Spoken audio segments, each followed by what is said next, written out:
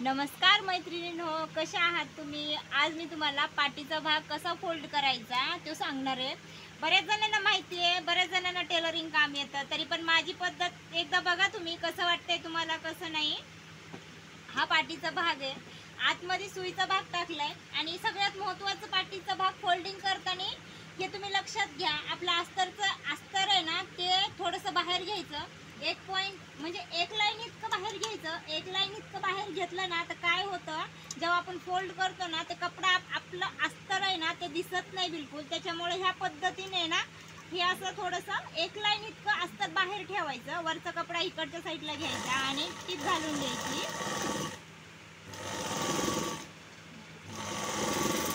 ते तुमच्या लगेच लक्षात येईल, कारण की आता थोडं आता अचानक हे अशा गोष्टी थोड्या बारीक गोष्टी असतात त्या आपण मिस करतो. त्याच्यामुळे काय करायचं, हे लक्षात घ्यायचं आपण. आता हे प्रत्येक ह्याला करायचं, कारण की आपलं कधी ब्लाऊज पाठीच्या भागाला ना अस्तर दिसतं, त्याच्यामुळे ते प्रॉब्लेम होते. तर आता मी हे गोल गळा आहे त्याला राऊंड करून घेते. मी अस्तरच्या बाजूने घेते म्हणजे लक्षात येईल. हे बघा, व्यवस्थित करून घ्या. खालीवरी झालं असलं तर ते हे करून घ्या. हे फोल्डिंगच करून घेणार आहे मी. गोल गळा आहे, कारण की ना त्याला लेस टाकायचं आता, त्याच्यामुळं फोल्ड करून घेणार आहे. माझं जे कस्टमर आहे ना त्यांना पाठीमागं लेस टाकायची होती, त्याच्यामुळे आपण हे फोल्ड करून घेऊया आणि व्यवस्थित फिनिशिंगमध्ये गळ्याला टिप मारून घ्यायची आहे आणि व्यवस्थित आपल्याला आकार देऊन घ्यायचा आहे गळ्याचा. मग काय करायचं आहे, कट मारून घ्या. कट मारणं खूप गरजेचं आहे. कट नाही मारले ना आपला गळा व्यवस्थित फोल्डिंग होत नाही. ह्याची काळजी घ्या तुम्ही. कट मारूनच घ्यायचे आहे. तर कधी काय होतं, कोणाला माहिती नसतं. बऱ्याच जणांना माहिती आहे, ज्याला टेलरिंग काम येतं ते त्याला तर 100% माहितीच असतं कट मारल्यावर फोल्डिंग व्यवस्थित होतं म्हणून. त्याच्यामुळं कट नक्की मारून घ्या. आता कोणाला माहीत नाही, त्याच्यामुळे जरा प्रॉब्लेम होते. मग आतमधून असा बाहेर काढा कपडा.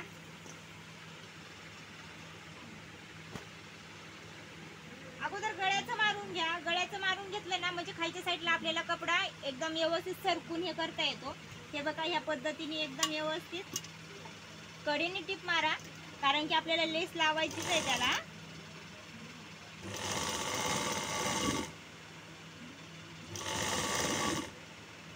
एकदम छान फिनिशिंग मध्ये टिप मारून घ्यायची. इकडे तिकडे एकदम बिलकुल गेली नाही पाहिजे. एकदम छान आकार वाटतो, एकदम व्यवस्थित वाटून जातं ते. त्याच्यामुळं अस्तर बाहेर येऊन द्यायचं नाही, ह्याची काळजी घ्यायची आहे आणि फोल्ड व्यवस्थित करायचे. अस्तर पाठीचा भाग फिनिशिंग मध्ये असला ना छान दिसतो. प्रत्येक पॅटर्न असलं ना फिनिशिंग मध्ये तर ब्लाऊज पण शिवण्यामध्ये फिनिशिंग मध्ये येतं. फिनिशिंग खूप महत्वाची आहे ब्लाऊजला. हे बघा, ह्या पद्धतीने आपण असं टिप मारून घ्यायचंय. हे बघा कसं गोल आकार व्यवस्थित आलाय ना. आता हे बघा, मी तुम्हाला सांगितलं होतं की कशामुळे होतं ते, कधी अस्तर दिसतं. आता आपण काय करणार आहे, फोल्ड करणार आहेत. त्याचं कारण सांगते मी तुम्हाला नंतर. हे बघा, ह्या पद्धतीने काय करायचं, व्यवस्थित सरकवायचं आणि कडेने एकदम टीप घालायची. त्याला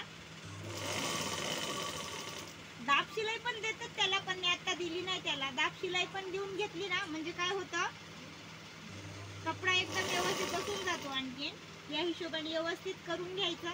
बाहेर कपडा, वरचा कपडा बाहेर निघला पाहिजे, पण अस्तर बाहेर नाही निघलं पाहिजे, त्याची काळजी घ्यायची. तुम्हाला हा पाठीचा भाग मी फोल्ड केलेला कसा वाटला मला नक्की कमेंट करून सांगा. आणि तुम्हाला क्लास करायचे असले किंवा शिकायचं असलं तर मला ते पण कळवा, कारण की मग खूप जणींना करायचे असले तर काही वाटत नाही. मला पण बरं वाटतं की नाही बाबा, चला सगळ्यांच्या नादे आपण घेऊया मग क्लास, असं काहीतरी हे वाटतं. आणि ह्या पद्धतीने हे बघा, फिटिंगच्या साईडतून मोंड्याच्या साईडला असं हे आर्मोल साईडला नाही, हे बघा टिपा मारून घ्यायच्या. फिनिशिंग मध्ये मारायच्या, इकडे तिकडे पण जास्त नाही आणि आतमध्ये नाही घ्यायच्या, कडेनेच मारायच्या 2 पॉईंटच्या अंतराने.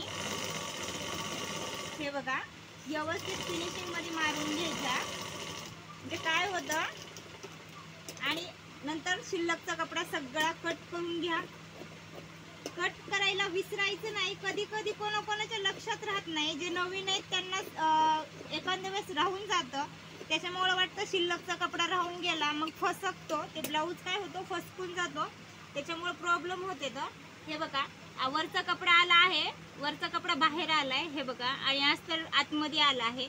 इथून तिथून तसंच झालंय हे बघा, वरचा कपडा ना बाहेर आलाय आणि आतमध्ये अस्तर गेलंय. कारण की आपण काय केलं, बाहेर जरा अस्तर घेतलं आणि टीप मारून घेतली. हे बघा कसं फिनिशिंग मध्ये आलंय. हे बघा, हे बघा. आता आपण टक्स मारून घेणार आहे. तर टक्स कसे मारून घ्यायचे हे तुम्हाला सांगते मी आता. हे बघा, इथून 4 इंच घ्यायचं, वरच्या साईडला 4.5 घ्यायचं, मधलं सेंटर घ्यायचं, सेंटरकडून 4.5 इंच घ्यायचं आणि पॉइंट द्यायचा आणि टक्स मारून घ्यायचा. ठीक आहे मैत्रिणींनो. आता तुम्हाला व्हिडिओ कसा वाटला हे तुम्ही मला नक्की कळवा. बाय बाय मैत्रिणींनो.